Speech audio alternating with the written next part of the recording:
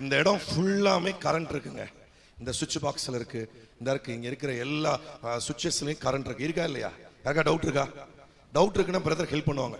ஒரு வயரை அதில் மாட்டிட்டு இன்னொரு வயரை கொடுங்க, அந்த பவர்ல கொஞ்ச நேரம் அவங்கள வச்சு பார்ப்போம்.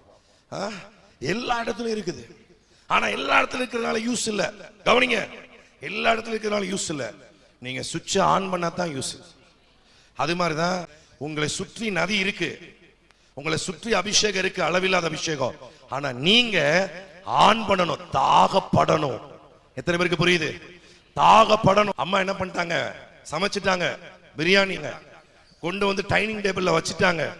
இப்ப நீங்க என்ன செய்யணும்? பசிக்குதுன்னு சொல்லணும். நீங்க தட்டெடுத்து எடுத்துக்கணும். எடுத்துக்கோ எவ்வளவு நாளும். இது மாதிரிதான் ஆண்டவர் சொல்றாரு, மேஜை மீது பிள்ளைகளுக்கான அப்பம் திருப்தியாயிருக்கிறது, முந்தி பிள்ளைகள் சாப்பிட்டு திருப்தி அடையட்டும் அப்படி